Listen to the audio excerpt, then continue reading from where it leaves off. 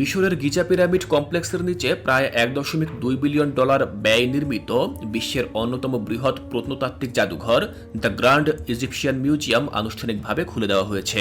প্রাচীন বিশ্বের সপ্তম আশ্চর্যের একটি পিরামিডের ঠিক পাশেই অবস্থিত এই জাদুঘরটি বিশ্বের সবচেয়ে বড় প্রত্নতাত্ত্বিক সংরক্ষণাগার হিসেবে অভিহিত করা হচ্ছে।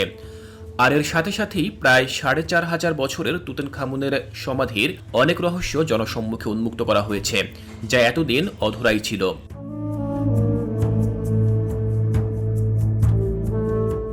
নতুন জাদুঘরে প্রায় ১ লাখেরও বেশি প্রত্নসামগ্রী সংরক্ষিত আছে, যা প্রাক রাজবংশীয় সময় থেকে গ্রিক ও রোমান যুগ পর্যন্ত প্রায় ৭,০০০ বছরের ইতিহাসের সাক্ষী।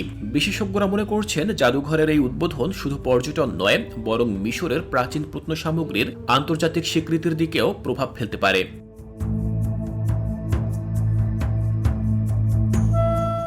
তবে সবচেয়ে আকর্ষণীয় হল তুতেনখামুনের অক্ষত সমাধি থেকে পাওয়া সমস্ত সংগ্রহের একসঙ্গে প্রদর্শনী। ব্রিটিশ মিশরবিদ হাওয়ার্ড কার্টার ১৯২২ সালে সমাধিটি আবিষ্কারের পর এই পুরো সংগ্রহ এতদিন একসাথে প্রদর্শিত হয়নি। সংগ্রহের মধ্যে রয়েছে তুতেনখামুনের সোনার মুখোশ, সিংহাসন, রথ ও অন্যান্য মূল্যবান সামগ্রী। আন্তর্জাতিক মিশরবিদ সমিতির সভাপতি এবং গ্র্যান্ড ইজিপশিয়ান মিউজিয়ামের সাবেক প্রধান ডক্টর তারেক তৌফিক বলেন, আমার লক্ষ্য ছিল পুরো সমাধি প্রদর্শন করা। কোনো সামগ্রী গুদামে বা অন্য জাদুঘরে থাকবে না। দর্শকরা দেখতে পাবেন সবকিছু ঠিক যেমন হাওয়ার্ড কার্টার প্রথম দেখেছিলেন।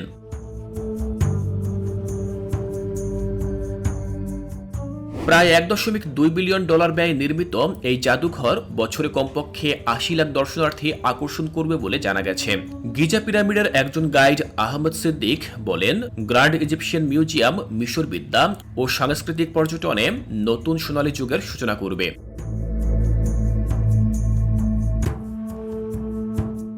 তুতেনখামুনের প্রদর্শনী ছাড়াও খুফুর ৪,৫০০ বছরের পুরনো অন্ত্যেষ্টিক্রিয়ার নৌকা এবং অন্যান্য সামগ্রী গত বছর থেকে দর্শনার্থীদের জন্য আংশিকভাবে উন্মুক্ত ছিল। আহমেদ জানান, সম্পূর্ণ প্রদর্শনী খোলার সঙ্গে সঙ্গে দর্শকরা সত্যিই অনুভব করতে পারবেন যে একটি আইকনিক ফারাও পুরো পৃথিবীকে ফিরিয়ে এনেছে। জাদুঘরের নতুন ভবন প্রায় ৫ লাখ বর্গমিটার আকারের, যা ৭০টি ফুটবল মাঠের সমান। দেয়ালে খোদাই করা হয়েছে প্রাচীন মিশরীয় লিপি। প্রবেশদ্বারটি পিরামিড আকৃতির, আর অ্যালবাস্টার পাথরের ত্রিভুজাকার নকশা দর্শকদের নজর কাড়ে।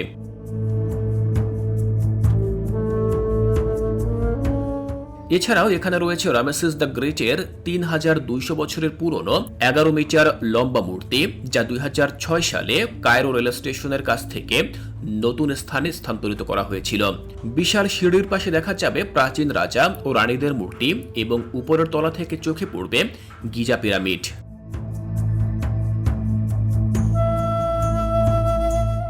এই জাদুঘর নির্মাণের প্রস্তাব ১৯৯২ সালে আসে এবং নির্মাণ কাজ শুরু হয় ২০০৫ সালে। তবে আরব বসন্ত, কোভিড মহামারী এবং আঞ্চলিক সংঘাতের কারণে প্রকল্পটি বহুবার বাধাগ্রস্ত হয়। দেশের প্রাক্তন পর্যটন মন্ত্রী ডক্টর জাহিদ হাওয়াস বলেন, এটি ছিল আমার স্বপ্ন। জাদুঘরটি পুরোপুরি চালু হওয়ায় আমি খুশি। তবে এখন চাই চুরি করা প্রত্নবস্তু কেনা বন্ধ হোক এবং ব্রিটিশ, ফরাসি ও জার্মান জাদুঘরে থাকা কিছু মূল প্রত্নসামগ্রী ফেরত আনা হোক।